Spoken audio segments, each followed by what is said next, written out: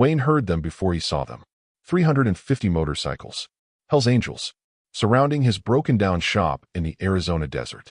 He looked down at the dying girl he'd been feeding for days. The girl he'd found broken at the bottom of a cliff. The girl someone had pushed. The tall biker stepped forward, removed his helmet, and his face went white. "That's my daughter," he said. But Wayne had no idea who this man was, or what came next. Before we continue, please subscribe to this channel, and let us know in the comments where you are watching from. Enjoy the story. Wayne was the kind of man most people never noticed. Late 40s, broad shoulders worn down by years of labor, hands permanently rough from splinters and oil and things that never quite washed out. He lived alone on the edge of a dying desert town, in a place where the wind never stopped and the past lingered longer than it should. His shop sat a few yards from his small house, its wood planks warped by heat, its floor darkened by decades of spilled grease and sawdust. Business had been slow for a long time. Some weeks, barely enough came in to keep the lights on. But Wayne showed up every morning anyway. Unlocking the door like routine itself was the last thing holding his life together. 5 days earlier, as the sun bled orange into the horizon, Wayne was driving home along the familiar stretch of road that cut through rock and dust. He knew every bend, every shadow. That was why the shape near the rocky embankment made him slow down. At first, he thought it was debris, then maybe a coyote. But something about it felt wrong. Too still, too human. He pulled over. When Wayne stepped out of the truck, the desert was quiet in that unsettling way that makes you feel like you're being watched. He climbed down the embankment, and that's when he saw her. A young woman, barely conscious. Her face was bruised, her clothes torn and stained with dirt and blood. One arm was bent at an angle that made his stomach drop. Her breathing was shallow, uneven. When her eyes cracked open, they didn't focus on him. Her lips moved anyway. Water. Wayne didn't hesitate. He shrugged off his jacket, slid it under her head, and tried to assess the damage with the limited knowledge of a man who had fixed machines his whole life, not people. She was cold despite the heat. Shocked, maybe. Or worse. He looked back toward the road, then down at her again. This was the moment that mattered. Wayne made a choice that night that would change everything. He didn't call 911. He didn't take her to a hospital. Why? We'll get to that. But first, you need to understand who Shauna was before she ended up dying in that desert. For now, all you need to know is that Wayne lifted her carefully, gritting his teeth as her body went limp against his chest. He carried her to his truck, talking to her the entire time, even when she didn't respond. At his shop, under flickering fluorescent lights and the smell of oil and wood, Wayne cleaned her wounds as best he could. He gave her water in small sips. He wrapped her arm. He laid her down on the only cot he had, the desert wind rattling the walls outside while he stayed awake, watching her breathe. The contrast was stark. Outside, the desert was unforgiving, endless, ready to erase anyone who fell behind. Inside that broken-down shop, a man with nothing left to spare was giving everything he had. If you believe in people who help without asking why, go ahead and hit that subscribe button. Because this story is about to show you what real humanity looks like. And the trolls who tried to destroy it won't want you to hear this. Shauna was 19 years old, and everyone who knew her said the same thing. She was going places. She was at the top of her class, the kind of student teachers quietly rooted for because she made their job feel meaningful. Grades came easily to her, but she never flaunted them. She worked hard, asked questions, stayed late, helped others catch up. People noticed. Colleges noticed too. Scholarships followed, one after another, each one opening a door that had once felt impossibly far away. At school, Shauna was surrounded by people, not because she demanded attention, but because she drew it without trying. She listened more than she talked. She laughed easily. When she smiled at you, it felt like she actually saw you. Friends trusted her. Teachers relied on her. To most, she was the girl with the bright future and the calm confidence that made it seem inevitable. And then there was the friend. The one who sat beside her, shared notes, shared jokes, shared late-night conversations about dreams and plans. The one who smiled to her face and clapped the loudest when Shauna's name was called for awards. On the surface, there was nothing wrong, nothing obvious. But admiration, when mixed with comparison, can quietly curdle into something darker. Shauna won the scholarships. Shauna got the praise. Shauna was the one people talked about when they said, "She's going to do something big." And the friend watched all of it, smiling, nodding, swallowing feelings that never quite went away. Envy doesn't always show itself as anger. Sometimes it wears patience. Sometimes it waits. The camping trip was supposed to be a celebration, a break before life moved forward and everyone scattered in different directions. A chance to laugh, unplug, sit under the stars and talk about the future like it was already guaranteed. Shauna trusted the people she went with. Why wouldn't she? These were friends, people she knew, people who had shared pieces of her life. They packed food, tents, and stories. There were jokes on the drive, music playing too loud, plans for hikes and photos and memories that would last long after the weekend ended. For Shauna, it was simple joy, a pause before everything changed in good ways. She had no idea someone she trusted had been waiting for the perfect moment. That moment didn't come in anger or chaos. It came quietly, carried on the assumption that nothing bad could happen because nothing bad ever had before. Shauna believed she was safe. She believed the people around her wanted the best for her, the way she wanted the best for them. That moment came at the edge of a cliff. But we'll get there. First, Wayne had a problem. This girl was dying. And he had almost nothing to save her with. Wayne settled into a routine without ever deciding to. It simply happened, the way survival routines often do. Every morning, before he opened the shop, he heated water on a battered hot plate. He made thin soup from whatever he could stretch, rice boiled until it nearly dissolved, canned broth watered down to last another day. He fed her in tiny portions, spoonful by spoonful, pausing often, watching her chest rise and fall to make sure she was still with him. There wasn't much food to begin with. Wayne had been living lean long before Shauna arrived. But now, without a second thought, he skipped meals. If there was enough for one, it went to her. He worked longer hours, took any job he could get, fixed things people had given up on because they couldn't afford replacements. By night, his body ached in ways he didn't bother acknowledging. Hunger was easier to ignore than guilt. Shauna drifted in and out of consciousness like a tide that refused to settle. Some hours, she slept so deeply Wayne had to lean close just to hear her breathing. Other times her eyes fluttered open, unfocused but searching. He talked to her anyway. About the weather. About the shop. About nothing at all. He told her she was safe, even when he wasn't sure it was true. Once, as he held the spoon near her lips, she whispered something so soft he almost missed it. "Thank you." It stopped him cold. His hands trembled slightly as he steadied the spoon. She tried to smile, the effort barely lifting one corner of her mouth. In that moment, the distance between a stranger and family collapsed into something wordless and heavy. Wayne swallowed hard and told her she didn't need to thank him. He didn't say why. He just kept feeding her. He learned her name on the second day. Shauna. That was all she could manage before slipping back into sleep. He didn't press for more. No questions about where she came from, or what happened to her, or why no one was looking for her. Wayne wasn't trying to understand the past. He was trying to protect the present. There was something almost sacred in the way he cared for her. His hands, thick and scarred, moved with a gentleness that surprised even him. When he held the spoon, it was as if the world narrowed to that small, careful motion. No rushing, no force, just patience, just hope. At night, he slept in a chair nearby, waking at the smallest sound. Every shallow breath felt like a countdown he couldn't see. He told himself he was buying her time. Time for strength to return. Time for answers. Time for a miracle, if those still existed. Wayne thought he was buying her time. He had no idea time was running out. Because while he fed her in silence, while the shop hummed softly and the desert wind pressed against the walls, 350 motorcycles were already on their way. By the fifth morning, Wayne was doing what he always did.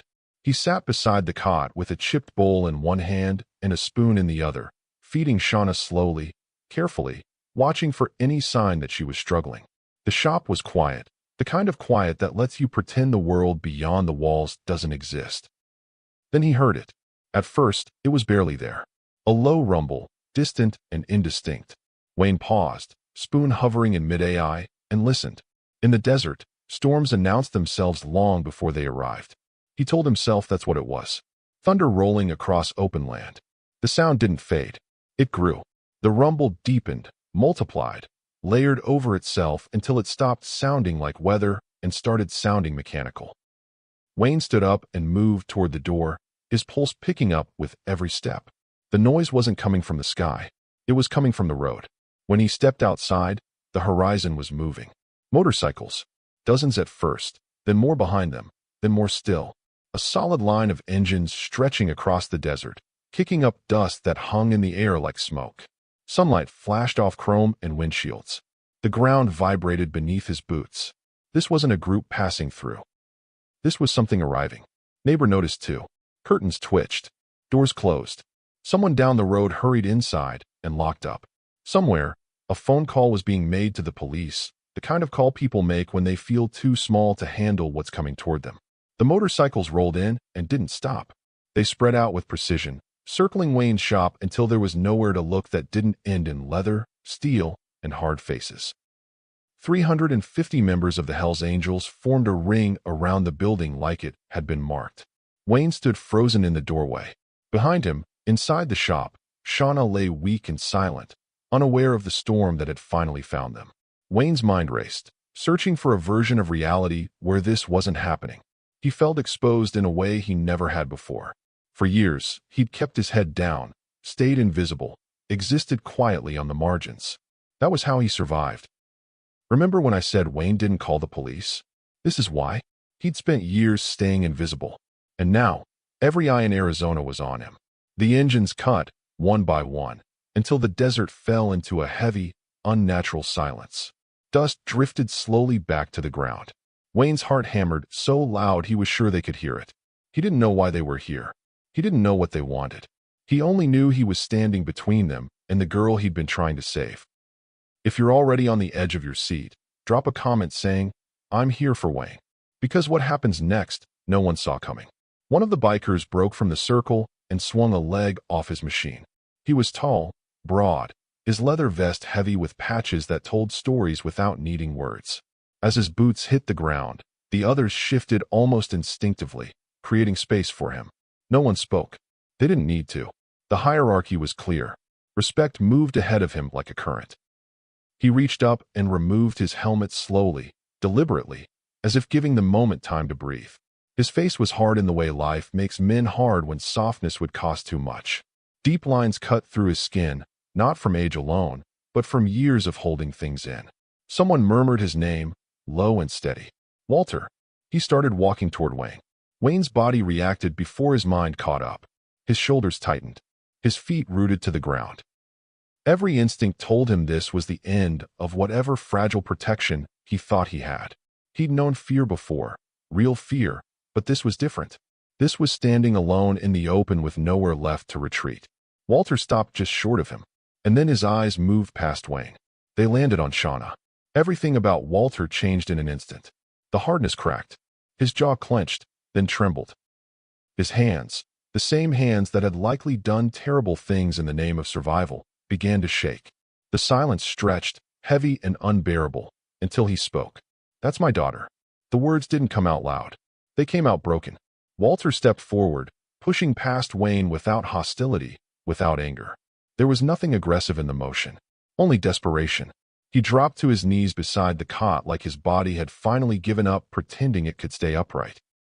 He gathered Shauna into his arms, holding her close, like if he let go she might vanish all over again. For 5 days, Wayne had been the one keeping her alive. And now, in a matter of seconds, he was a witness to something far bigger than himself. Shauna's eyelids fluttered. Barely. Her gaze struggled to focus, then found him. Her lips parted. "Dad." The word barely made it out before her strength gave way. Her body went slack against him, exhaustion finally claiming what pain and fear had already taken so much from. Walter held her tighter, rocking slightly, his face buried against her hair as if trying to memorize the feeling of her breathing. Wayne stood there, stunned. He had spent days sharing his food, cleaning her wounds, sitting with her in silence, knowing nothing beyond her name. He never knew she was the daughter of a member of the Hells Angels. And there was something else he didn't know. Something Walter was about to tell him. Something that would explain everything. If you believe people who push others off cliffs deserve justice, comment "no more lies." Because this story is about to take that turn. The sound of sirens cut through the desert air not long after. Paramedics arrived quickly, guided in by men who looked nothing like the people usually waving down ambulances. It was the Hells Angels who had made the call. They stood back as professionals took over, lifting Shauna gently, moving with urgency born from experience. She was rushed away to a private clinic before the dust from the motorcycles had fully settled. Walter didn't go with her. He stayed. The engines were silent now. Most of the riders had stepped away, giving the space a strange calm after the chaos. Wayne leaned against the doorway of his shop, exhausted in a way that went deeper than his body. Walter approached him slowly, no longer the looming figure from moments before, but a father who had just come within inches of losing everything. He told Wayne what had happened. 6 days ago, Shauna had gone on a camping trip with friends. A celebration before life changed. That was the last time Walter heard her voice. When she didn't come back, the story was simple at first. They said she'd gone on a night hike. Said she must have gotten turned around in the dark. Lost. Search teams were deployed. They combed cliffs and ravines under brutal desert heat. Helicopters flew overhead. Volunteers walked until their legs gave out. But the desert is good at keeping secrets. After 3 days, there was nothing left to chase. No footprints. No sign. The police ran out of leads, the way they sometimes do when answers cost too much time and effort. That's when the angels stepped in. They checked hospitals, shelters, roadside clinics. They followed whispers and half-formed tips across highways and back roads. They asked questions people don't usually answer honestly. And then, quietly, word reached them. A rumor about a poor mechanic near Flagstaff. A man who hadn't called anyone. A man keeping a girl alive in a place no one thought to look. They hadn't come to threaten him. They had come to find her. Walter looked Wayne in the eyes as he spoke, something solid and unbreakable passing between them. You fed my daughter when you had nothing, he said. You gave her a chance when everyone else gave up. Wayne didn't know how to respond. He hadn't done it for gratitude. He hadn't done it for thanks. He had done it because he was there. Because someone needed him to be. Walter nodded once, a gesture heavy with meaning. Respect. Debt. Recognition. But even as the weight of gratitude settled, something darker lingered beneath it. Walter still didn't know the whole truth. Neither did Wayne. Because Shauna hadn't gotten lost. She'd been pushed. And the person who did it was still walking free. The clinic was quiet in a way Wayne wasn't used to. Clean walls, soft lighting, the steady rhythm of machines doing what his hands no longer needed to. The costs were never discussed. They didn't need to be. The Hells Angels covered everything without question, without paperwork pushed across a desk. This was handled the way they handled things, completely. Doctors worked through the night. Tests were run. X-rays taken. When the lead physician finally spoke, the words landed with the weight of certainty. Severe dehydration. Multiple broken ribs. Head trauma consistent with a fall. Or a shove. He paused before delivering the part that mattered most. Another 24 hours without food and water, he said, and she wouldn't have made it. Wayne stood there, hands at his sides, absorbing the truth he hadn't dared to measure. Everything he'd done in that quiet shop. The watered-down soup, the skipped meals, the sleepless nights, had mattered. It had saved her life. Over the next 2 days, Shauna began to return. Slowly, carefully, color came back to her face. Her eyes stayed open longer. She drank on her own, then ate. The fragility lingered, but the fight was unmistakable. She was still here. Outside the clinic, Walter and Wayne sat together on a low concrete wall, the desert heat softened by evening air. They didn't talk much. Men like them rarely needed to. Eventually, Walter broke the silence. Did she say anything? He asked. About what happened? Wayne didn't look at him at first. She did, he said quietly. Not much. But she said someone pushed her. The change in Walter was immediate. His jaw tightened. His gaze hardened, drifting somewhere far beyond the clinic walls. This wasn't confusion anymore. This was direction. Inside, Shauna rested against white pillows, thinner than she should have been, but alert. When the doctor said she was ready to talk, Walter stood up so fast his chair scraped the floor. Wayne followed, unsure of his place, but unwilling to leave. They stood beside her bed, one on each side. Father. Protector. Stranger who wasn't a stranger anymore. Shauna took a breath, steadying herself. Her eyes moved from Walter to Wayne, gratitude flickering there before something colder settled in. Something heavier. What Shauna said next didn't just identify her attacker. It unraveled a betrayal so cold, so calculated, that even the Hells Angels were stunned into silence. If you stand for justice and can't stand betrayal, hit that like button. Because the person responsible is about to be exposed, and there's no hiding from this. Shauna spoke slowly at first, her voice steady but deliberate, as if placing each memory carefully on the table. She talked about the camping trip the way it had begun, like something out of a scrapbook. A celebration, a bonfire crackling against the night air, laughter echoing through the trees. Music, stories, the sense that everything ahead of them was wide open and full of promise. Then she named the friend. Morgan, someone she had known for years. Someone who had stood beside her in classrooms and hallways, smiling when Shauna succeeded, clapping when awards were announced. Someone who had always been just a step behind. Second place, second choice, second name. Shauna said she never realized how much that had mattered to Morgan. Not until that night. They decided to take a short hike to a nearby viewpoint, a place overlooking the cliffs. Just the two of them. The others stayed behind, tending the fire, laughing, unaware that anything was wrong. The trail was quiet, the kind of quiet that makes secrets feel heavier. When they reached the edge, Morgan stopped. That's when the air changed. Shauna described the look in Morgan's eyes. Not angry, not frantic. Cold. Calculated. A forced smile pulling at her mouth as if it had practiced this moment. And then the words came, low and sharp. You always get everything, don't you? Before Shauna could respond, before her body could even register danger, Morgan shoved her. Hard. No hesitation. No struggle. Just a deliberate push. Shauna remembered the sensation of weightlessness, followed by impact. Tumbling. Rocks tearing at her skin. Pain exploding through her body as darkness closed in. She didn't know how long she lay there. She only knew she couldn't move, and every breath hurt. Morgan went back to the group alone. She told them Shauna had wandered off. Said she couldn't find her. Panic spread, but it was the kind shaped by a lie. And then Shauna revealed the detail that made the room go still. After pushing her, Morgan had taken a photo at the cliff. Not of Shauna. Of the view. Shauna showed them everything. The photo metadata, time-stamped after the fall. Text messages sent later, carefully worded, rehearsed. Evidence that didn't scream guilt, but whispered it clearly enough for anyone willing to listen. The police were brought in. A detective was assigned. A warrant followed. This time, there would be no confusion, no dead ends, no disappearing into the desert. The truth had teeth now. The reaction from the Hells Angels was immediate and restrained. No shouting, no threats, just a silence thick with controlled rage.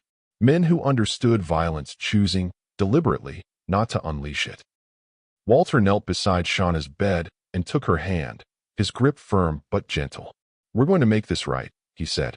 Not as a promise of revenge, but of certainty. Now, you might think this is where the Hells Angels took justice into their own hands. But Walter made a choice that surprised everyone, including Wayne. Because what happened next proved that honor isn't about revenge. It's about accountability. Once the truth was spoken out loud, it unraveled fast. Investigators went back through everything Morgan had said, and the story that once sounded panicked and confused began to collapse under its own weight. Small inconsistencies turned into fractures. Timelines didn't line up. Details shifted each time she was asked to repeat them. What had once been brushed off as shock now looked calculated. Witnesses came forward. Friends from the trip admitted that Morgan had been acting strangely that night. Quiet at the bonfire, distant, watching Shauna more than the flames. One person remembered Morgan insisting on the night hike. Another recalled how calm she seemed when she returned alone, how quickly she framed the story of Shauna wandering off. Then the digital trail surfaced. Phone records showed searches made in the early hours of the morning. Questions typed out in plain language, never meant to be seen. How long survival without water desert? How long before dehydration becomes fatal? Each search landed like a nail sealing intent into place. The photo sealed it. Metadata confirmed what Shauna had said. The image taken at the cliff edge wasn't just after the fall. It was taken during the exact window Morgan claimed she was frantically searching for her missing friend. The view was serene, composed. A moment of calm taken while Shauna lay broken and alone below. When officers arrived to arrest her, Morgan didn't fight. She didn't scream. She stared, stunned, as the reality finally broke through. They believed her? She asked, almost to herself. They did. The case moved quickly after that. The charge was attempted murder. The evidence was overwhelming. The defense tried to paint it as an accident, a misunderstanding, a tragic slip near a dangerous edge. But lies don't survive daylight. and this one had been dragged fully into it. In court, Shauna stood when it was time to speak. She didn't raise her voice. She didn't need to. Her words carried the weight of someone who had already faced death and come back. "You tried to erase me," she said, "but a stranger with nothing gave me everything you couldn't, humanity." The sentence came down, 15 years. Morgan was led away, the person she thought she had left behind in the desert now standing stronger than ever, surrounded by truth, not silence. And through it all, they remained. Quiet, present, watching from a distance. Remember those 350 motorcycles? They never left Flagstaff. Because Walter and the Hells Angels weren't done. Not even close. If you believe real justice means standing up for the innocent, subscribe and turn on notifications. Because what the Hells Angels did next for Wayne, it'll restore your faith in humanity. The motorcycles didn't leave Flagstaff. Days passed, then weeks, and the presence of the Hells Angels became something else entirely. Not a threat, not a spectacle. Just a fact. They stayed long enough to notice things most people never had. Wayne's shop, the cracks in the walls, the outdated equipment held together by stubbornness and wire, the unpaid bills stacked in a drawer he rarely opened anymore, the quiet life of a man who had learned not to expect help. Walter saw all of it. "You saved my daughter," he told Wayne one morning, standing in the dust outside the shop. "Now we save you." Wayne tried to refuse. He said he hadn't done it for anything in return, that he'd just done what anyone should. Walter listened, nodded once, and replied calmly, "That's exactly why we're doing it." Over the next 2 weeks, everything changed. Every debt Wayne carried was erased. Every single one. The shop itself was torn down to its bones and rebuilt into something solid, permanent. New walls, reinforced structure, modern equipment Wayne had only ever seen in catalogs. Shelves filled with tools and supplies he no longer had to ration or repair endlessly. Security installed so he could finally sleep without listening for every sound outside. They didn't stop there. A fund was set up quietly, deliberately, ensuring Wayne would never again have to choose between eating and keeping the lights on. It wasn't charity. It was recognition. Word spread fast. In a town that had learned to expect decline, something hopeful was taking shape. Locals started bringing work back to Wayne's shop. Not out of fear, out of respect. People who had driven past for years suddenly stopped in, shaking his hand, thanking him for something he still didn't feel he deserved praise for. Wayne protested every step of the way. "I didn't do it for this," he kept saying, almost apologetically. Walter's answer never changed. "That's why it matters." When Shauna was strong enough to travel, she came with her father. She stood beside Wayne, paintbrush in hand, helping touch up the new sign out front. The act was simple. The meaning wasn't. There was laughter this time. Ease. Something like family, formed not by blood, but by survival and choice. Wayne watched her move through the shop, alive, talking about plans again, and felt something loosen inside him that he hadn't realized was still tight. He hadn't just helped her live. She had given his life weight again. But there was one more thing Walter did. Something Wayne wouldn't discover until months later. And it's the reason this story matters beyond just one girl and one mechanic. 6 months later, Wayne's shop no longer felt like a place on the edge of collapse. It hummed with steady work, with familiar faces and new ones, with the sound of tools being used instead of patched together. The lights stayed on. The doors stayed open.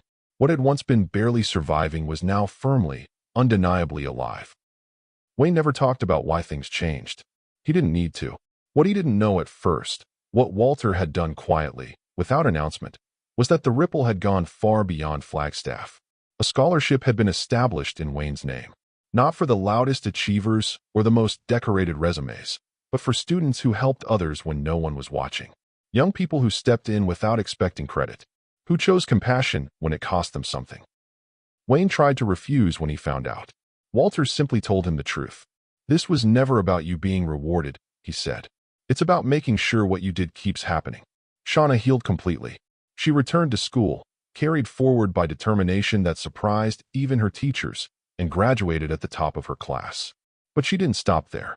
She became an advocate for survivors, speaking openly about betrayal, about silence, about what it means to be believed. Her voice carried weight because it was earned. She still visited Wayne every month, sometimes just to talk, sometimes to help around the shop, not out of obligation, out of connection. He wasn't just the man